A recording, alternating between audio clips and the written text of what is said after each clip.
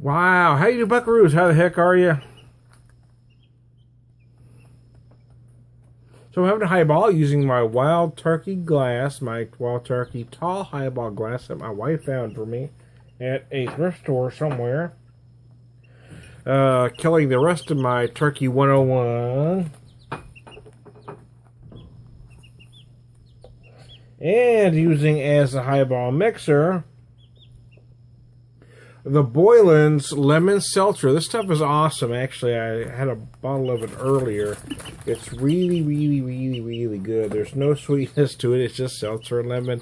It's just tasty. So I figured it would pair well with this turkey for a highball. Oh.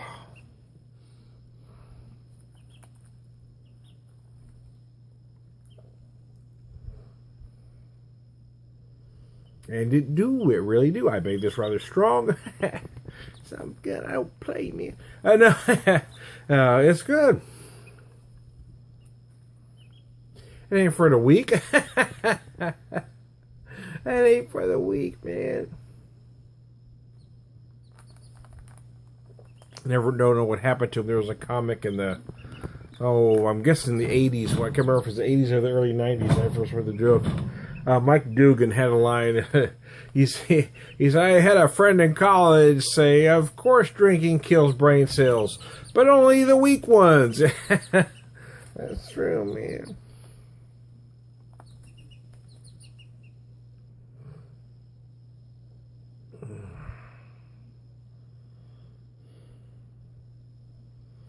Oh yeah, that's nice. It's good.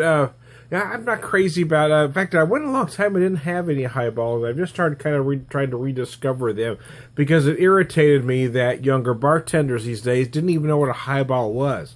They understood cocktail, but they didn't know the term highball, and that bothered me. So that caused me to reflect, and then started wanting to do highball videos.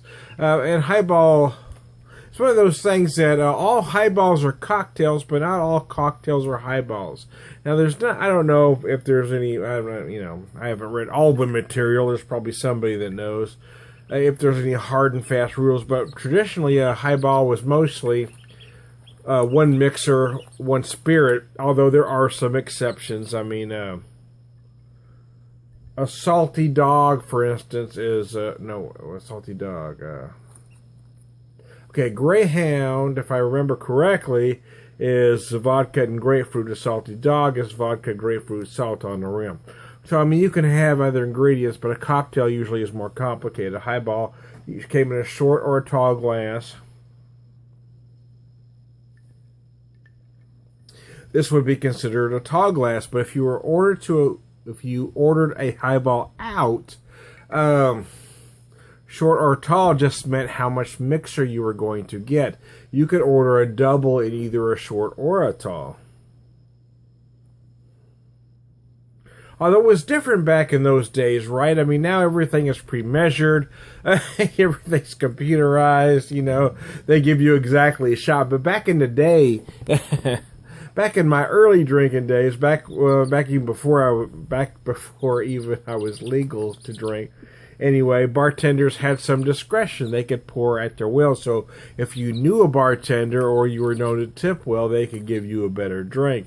But nowadays, everything's pre-measured. It really doesn't matter.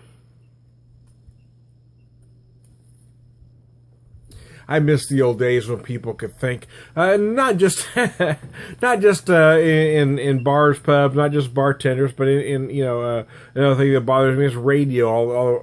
Almost every radio station is exactly the same these days, no matter what genre you listen to. If you listen to country, if you listen to rock, if you listen to classic rock, all the stations are using pre-programmed tapes, or whatever. I mean, it's all computerized.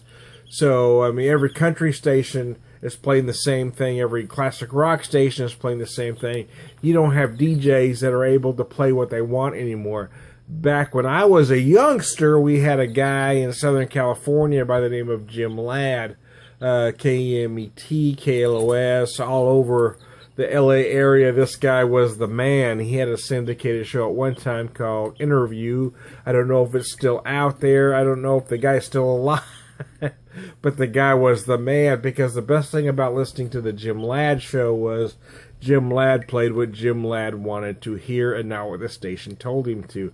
So, I mean, you could hear anything. I mean, you were likely, you would hear some of the songs you expect to hear on a rock station at the time. It was before it was called classic rock. It became classic rock, but it was the rock of the time.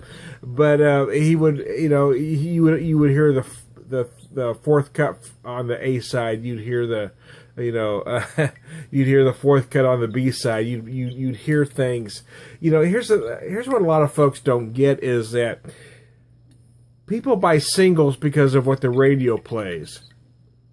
People buy concert tickets because what's on the album, and that's something only certain DJs on FM stations understood. Guys like Jim Ladd, I mean, listen, everybody, the masses loved, certain cotton candy tunes from Styx and Journey, but it was those other songs that didn't get airplay that people wanted to hear. That's why you bought concert tickets. You didn't buy concert tickets to hear Babe. You bought concert tickets to hear Miss America. You know what I'm saying?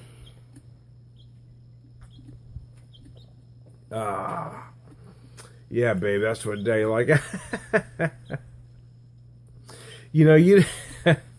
It just frustrates me. But anyways, hey, I'm having a highball. I'm enjoying myself. This time to Beer Whisperer. I might be back with other musings as my mood hits. I'll be back. Maybe probably tomorrow. Probably not tonight because it's a big drink.